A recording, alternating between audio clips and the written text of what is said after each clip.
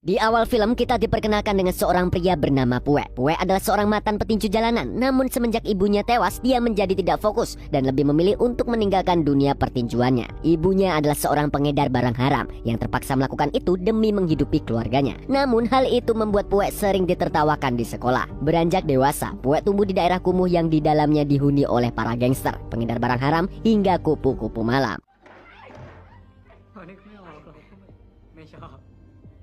Tak berselang lama, Pue berhenti di sebuah warung untuk membeli soda susu. Tapi bersama dengan itu, tiba-tiba ada seorang pria yang menghinanya. Awalnya, Pue masih bisa sabar menahan semua hinaan tersebut. Namun ketika orang itu menghina almarhum ibunya, Pue pun langsung mengajarnya.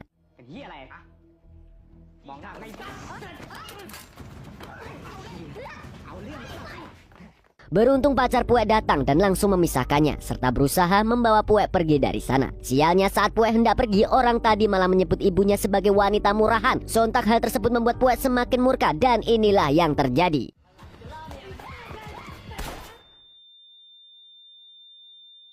Akibat menghabisi jamet tersebut, Pue pun harus menerima hukuman 10 tahun penjara. Namun dalam dirinya, dia sama sekali tidak merasa berdosa karena orang yang berani menghina ibunya memang layak mati. Setibanya di sana, Pue dibawa menuju ke ruangan kepala sipir bersama dengan tahanan baru lainnya yang bernama Fluke. Diketahui bahwa Fluke ini merupakan seorang waria yang biasa mangkal di kota Bangkok. Tapi karena fisiknya masih lanang, dia tetap harus menjalani hukuman di penjara laki-laki. Kemudian Pue dan Fluke diinterogasi oleh kepala sipir yang menanyakan kenapa mereka bisa sampai masuk penjara. Pue mengatakan kalau dirinya telah menghabisi seseorang karena orang tersebut telah menghina mendiang ibunya. Sedangkan untuk Fluke, dia ternyata dituduh menjadi pengedar barang haram, padahal dirinya sama sekali tidak melakukannya.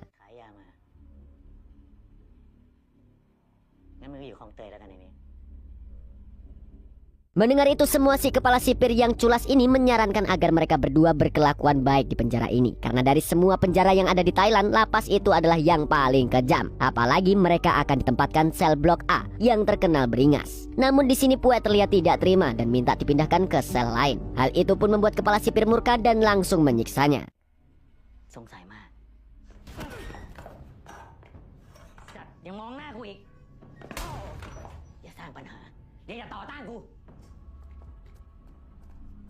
Mau tak mau, Pue harus menerima keputusan tersebut. Kemudian kepala sipir membawa mereka ke hadapan bos gangster penjara yang bernama Bir. Dia adalah penguasa blok A yang sangat berpengaruh di penjara karena dia bersekongkol dengan si kepala sipir. Di sini Bir langsung membuli Pue dan Fluke yang terlihat lemah di matanya.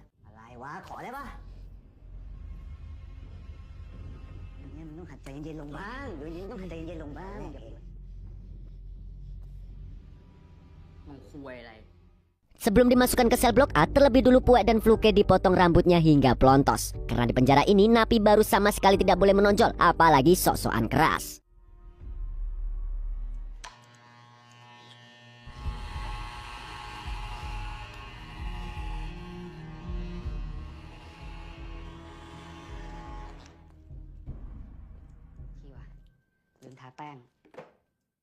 Malam harinya di bawah kepemimpinan Bir, Pue dan Fluke terlihat sudah di dalam sel blok A. Seperti yang sudah dijelaskan tadi, dia adalah sosok pria kejam dan tidak akan segan menghabisi siapapun jika tidak menuruti perintahnya. Di sini, Bir meminta tangan kanannya untuk membawa Pue dan Fluke ke hadapannya karena mereka belum berkenalan. Saat dihampiri, ternyata Pue dan Fluke sudah tidur. Lalu dengan kasarnya, si tangan kanan langsung membangunkan mereka berdua.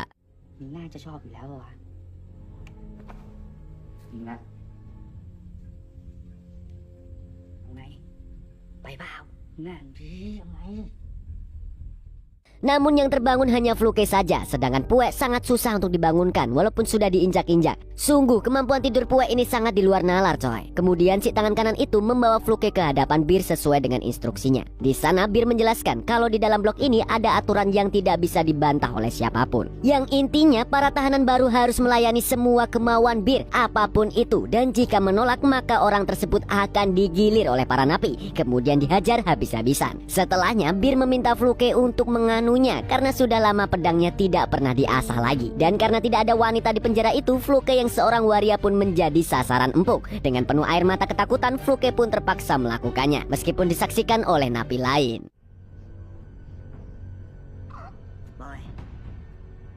Di saat sedang dilayani oleh Fluke, Bir menyuruh tangan kanannya untuk memberi pelajaran kepada Pue yang susah dibangunkan. Dan saat itu juga Pue langsung dikeroyok oleh semua napi di blok A. Di hari berikutnya, semua napi baik dari blok A maupun blok B berkumpul untuk makan siang di ruang makan. Di sini kita diperlihatkan dengan sel blok B dipimpin oleh pria bernama Gus dan wakilnya yang bernama Farang. Berbeda dengan blok A, para napi di blok B memiliki nilai-nilai kekeluargaan dan tidak suka berbuat onar. Di sini mereka ingin mengajak Puek pindah ke blok B karena mereka tinggal di kota yang sama. Namun tentu saja pindah blok tidak semudah itu. Tak berselang lama, Puek mengambil makanan dengan kondisi wajah yang sangat babak belur. Sialnya makanan yang tersisa tinggal sedikit dan sangat tidak layak dimakan. Ketika hendak mencari tempat duduk, tiba-tiba dia dihampiri oleh tangan kanan Bir yang langsung menendang makanannya.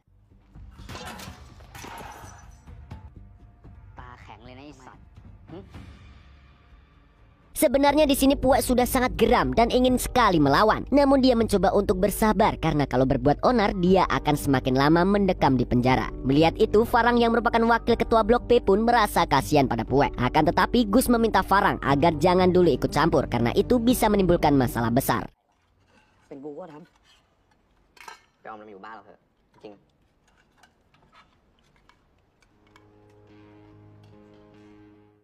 Beberapa saat kemudian terlihat Puek yang sedang mandi bersama dengan para tahanan lain. Di penjara ini semua kegiatan memang harus dilakukan berjamaah coy. Jadi bukan cuma pas sholat doang. Tak berselang lama Puek didatangi oleh Bir CS yang langsung mengerumuninya. Bir lalu menjelaskan kalau mandi di sana tidak gratis sehingga Puek harus membayar. Puek pun menjawab jika dirinya tidak punya uang sepeser pun dan tidak tahu harus membayar pakai apa. Mendengar itu Bir pun langsung menyuruhnya untuk berlutut sebagai gantinya.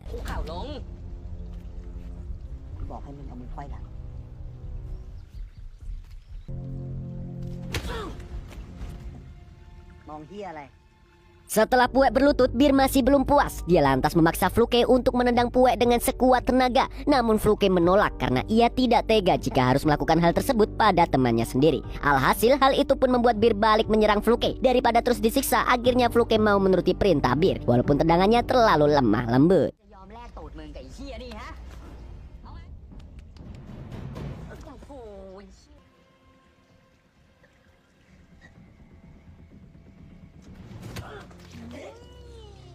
Kemudian Bir memerintahkan tangan kanannya untuk giliran menendang Puek. Dengan songongnya si tangan kanan ini langsung mengatakan kalau Puek pasti akan merengek memanggil-manggil ibunya. Mendengar kata ibu nih seketika membuat Puek emosi jiwa. Dia tidak masalah jika dihina dan dibully, tapi dia tidak akan diam jika ada yang mengungkit apalagi menjelek-jelekan ibunya. Tapi saat hendak melawan dia malah dikeroyok.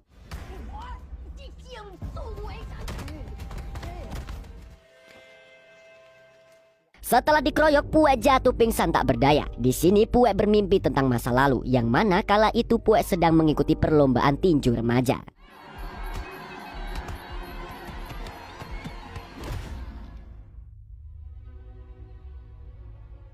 Setelah pertandingan, Puek pulang ke rumah dan langsung diobati oleh ibunya. Di sini, sang ibu sempat meminta Puek agar jangan lagi bertinju, sebab itu hanya akan melukai tubuh Puek. Tapi Puek mengatakan jika dia tidak bertinju, maka mereka akan kesulitan makan. Karena dari lomba tinjulah, dia bisa membantu ibunya mencari nafkah. Puek pun berjanji, suatu saat dia pasti bisa membahagiakan ibunya, meskipun harus melukai dirinya sendiri. Yang terpenting, ibunya tidak lagi jadi pengedar barang haram, sebab dia sangat membenci pekerjaan itu.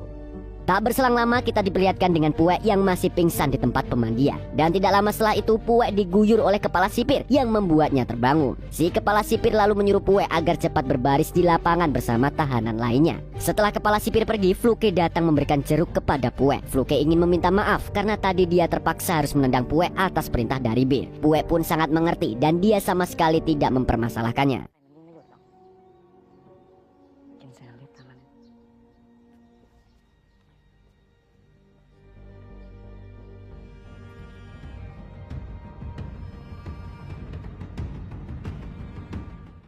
Di lapangan, kepala sipir memberitahu Bir bahwa Fluke baru saja memberikan jeruk kepada Puek. Mendengar itu, Bir pun langsung mengajar Fluke tanpa ampun.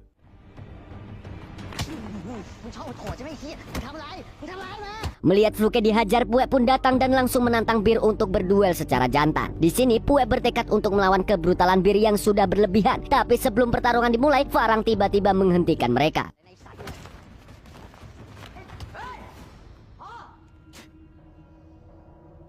Farang mengatakan jika Pue sudah babak belur, jadi tidak sepadan kalau dia harus berduel dengan Bir. Untuk menggantikan Pue, Farang siap berduel dengan Bir. Dan jika dia menang, maka Pue dan Fluke harus pindah ke sel blok B. Dan di waktu yang sama, Gus sang ketua blok B tidak mau tinggal diam. Di sini, Gus berhasil membuat kesepakatan dengan Bir, yang mana dia boleh membawa Pue ke blok B, tapi Fluke harus stay di blok A. Bir memilih untuk bersepakat, karena sebenarnya dia tidak berani jika harus berduel 1 lawan 1 melawan Gus, yang terkenal sangat brutal itu.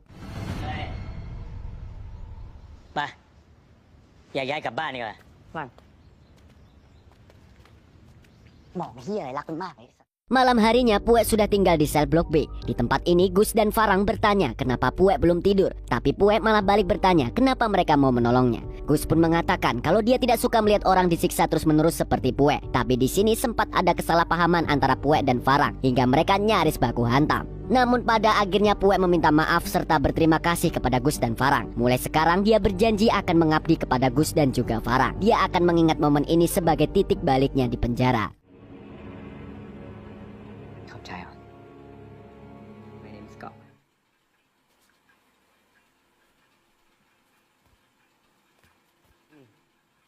คืนนี้มึงก็นอนให้เต็มตื่นก่อนนะเบสทีมไทยแลนด์เพื่อนนอนดึกมากขอบตาดำมันหมีทั้งด้านเว้ย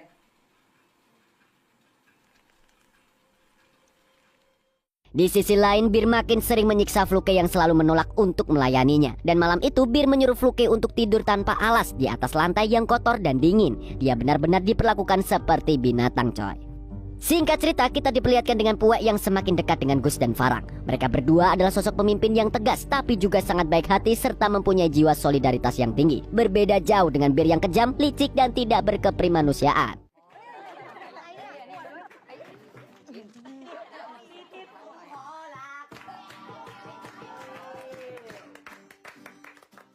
Beberapa bulan kemudian Pue dibesuk oleh pacarnya. Dan tentu saja dia sangat bahagia karena dia begitu merindukan wanita pujaannya tersebut. Namun sayangnya kedatangan si pacar ke sini bukan untuk sekedar menjenguk, melainkan memberi kabar kalau dirinya sudah dijodohkan dengan laki-laki lain yang jauh lebih mapan daripada Pue. Dan tentunya laki-laki itu tidak melakukan kriminalitas. Si pacar pun meminta maaf. Nah, ini semua adalah kemauan orang tuanya. Tapi di sisi lain dia juga tidak bisa menunggu Pue yang masih harus mendekam di penjara selama 10 tahun. Waduh. Mendengar hal tersebut, Pue pun hanya bisa menangis sambil memohon agar wanita pujaannya itu membatalkan perjodohannya. Namun nasi sudah menjadi bubur, coy. Dan Pue mau tak mau harus menerima kenyataan pahit ini.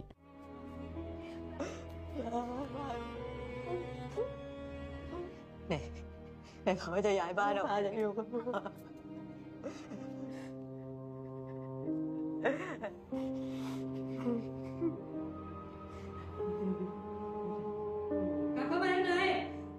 Di waktu yang sama Gus juga dijenguk oleh ayahnya yang berpenampilan seperti Wak Haji. Kalau gini mah tidak heran kalau dia diberi nama Gus. Di momen ini sang ayah meminta Gus untuk berobat dan menjaga sikap agar bisa bebas bersyarat. Apalagi dia sudah menjalani hukuman selama 10 tahun. Namun Gus kecewa saat sang ayah mengatakan bahwa jika dia bebas dia harus pindah ke selatan dan tinggal bersama bibinya. Sedangkan sang ayah memilih untuk tinggal dengan istri barunya.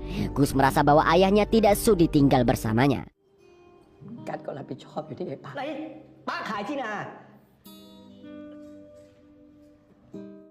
Sementara itu Pue melihat Farang yang sedang baku hantam dengan Bir dan 2 anak buahnya. Sontak Pue pun langsung menolongnya.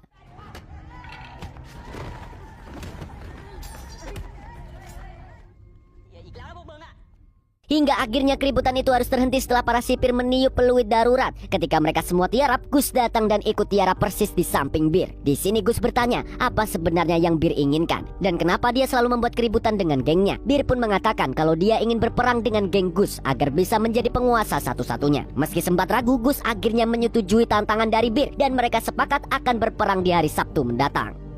Yang มึงอะเมื่อไหร่ก็ได้ Malam harinya Fluke yang sedang tidur dibangunkan oleh tangan kanan Bir. Fluke lagi-lagi dipaksa untuk melayani si tangan kanan sambil ditonton oleh para tahanan lainnya. Fluke yang menganggap dirinya bukan waria murahan tentu menolak perintah si tangan kanan. Akan tetapi jamet itu terus memaksa dan mengancamnya. Nah, pada faktanya di setiap penjara itu memang sering terjadi hal seperti ini, termasuk di Konoha sendiri. Konsep penjara sendiri memang serba salah. Coba kalian pernah nggak berpikir bahwa bukankah orang jahat yang dikumpulkan dengan orang jahat lainnya akan menciptakan kejahatan baru yang lebih buruk? Coba kalian semua berpendapat di kolom komentar. Nanti Mas Burhan jawab. Lanjut. ดูคนที่เยอะแยะ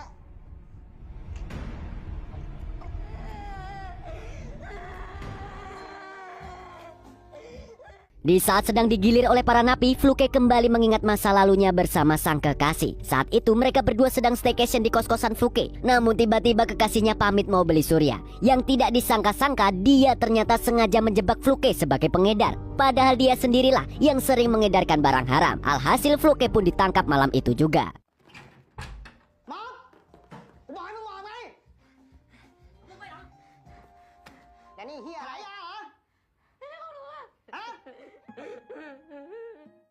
Dan sekarang Fluke hanya bisa tergeletak lemas setelah digilir oleh puluhan napi. Di sisi lain, Bir dan anak buahnya datang. Mereka langsung mengeluarkan pisau cutter yang sepertinya cutter itu akan mereka gunakan sebagai senjata melawan geng Blok B. Di hari berikutnya, para napi makan siang dengan damai tidak seperti biasanya. Tapi bagi Blok B, kedamaian adalah hal yang biasa. Dan sebagai pemimpin, Gus juga memberi contoh untuk saling berbagi. Tak lama kemudian, Fluke menghampiri Pue dan tiba-tiba merebut makanannya. Fluke langsung memakan semua makanan itu yang membuat Pue bertanya-tanya apa yang sebenarnya terjadi.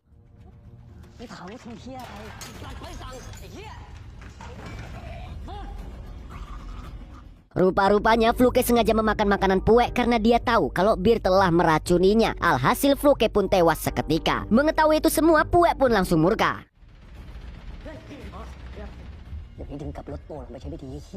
Di sini Gus menghampiri Bir dan menyebutnya sebagai manusia yang licik dan tidak punya kehormatan karena diam-diam meracuni makanan. Dan karena sudah tidak tahan dengan kelakuannya, Gus pun memajukan waktu perang mereka.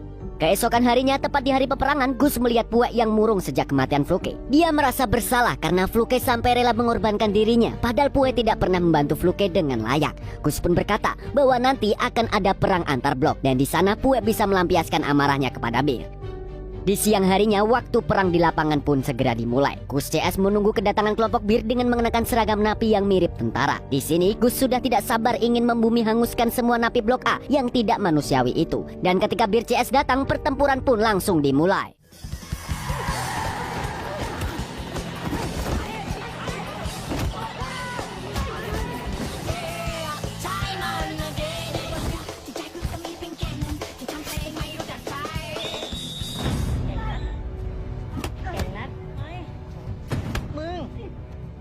Akan tetapi pertempuran sengit itu harus terhenti karena kedatangan para sipir. Melihat kekacauan itu, kepala sipir mengancam akan menambah hukuman 1 tahun bagi siapapun yang membuat keributan lagi.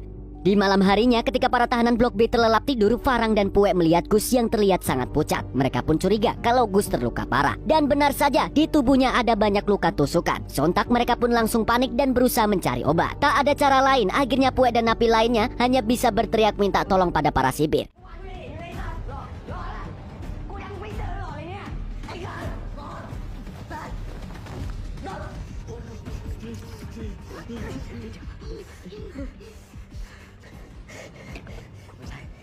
Sayangnya tidak ada satupun sipir yang datang. Sementara itu Gus yang sedang sekarat meminta Pue untuk berhenti karena dia sudah pasrah. Gus lalu mengatakan kalau malam itu adalah malam terakhir dalam hidupnya. Dia hanya berpesan agar Pue dan Farang menjaga para napi Blok B serta membalaskan dendamnya pada Bir karena dialah yang dengan licik menusuk perutnya. Lalu tidak lama setelah itu Gus pun mengembuskan napas terakhirnya yang membuat Pue dan semua napi merasa terpukul.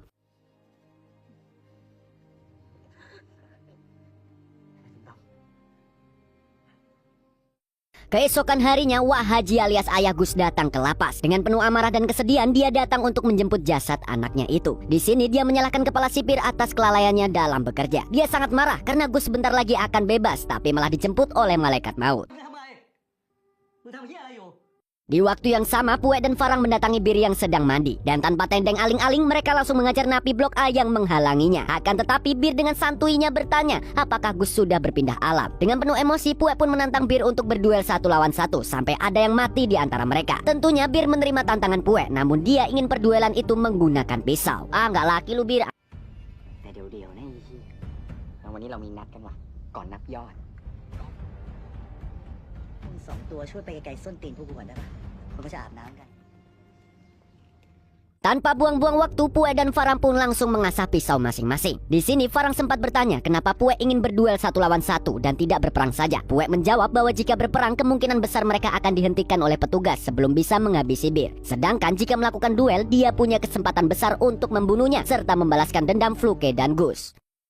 Singkat cerita, Pue dan Farang dan anak buahnya datang ke toilet tempat perduelan akan dilakukan. Di sini Farang meminta agar semua napi diam dan tidak boleh ada yang gelut selain Pue dan Bir. Lalu tanpa banyak basa-basi lagi, Pue dan Bir pun mulai baku hantam.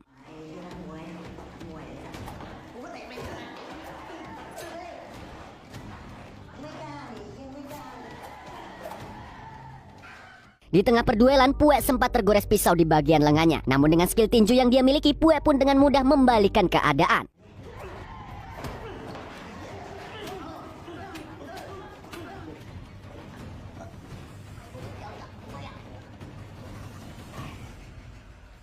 Dan pada akhirnya Bir pun tewas di tangan Pue. Bos gangster yang selama ini sok jagoan itu ternyata tidak ada apa-apanya. Setelah Bir mati, para sipir datang dan langsung mengamankan mereka semua.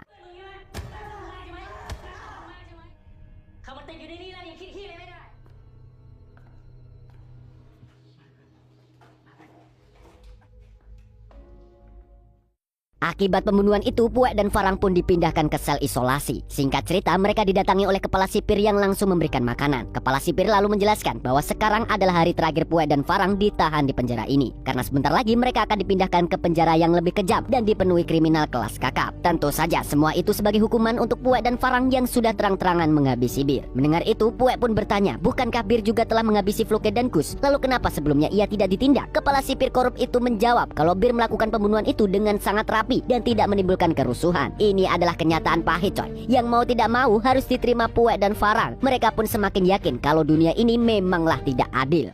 ข้างนอกที่ไหนวะ แต่พวกมึงอะอยู่ที่นี่ไม่ได้แล้ว Setelah itu, Pue dan Farang dipindahkan ke dua penjara yang berbeda. Di titik ini, Pue sudah pasrah dan harus menjalani hidupnya yang baru. Sebab dia tidak mungkin bisa kembali ke kehidupannya yang dulu. Yang bisa dia lakukan sekarang adalah move on dan mengikhlaskan kematian ibunya dan kedua sahabatnya itu.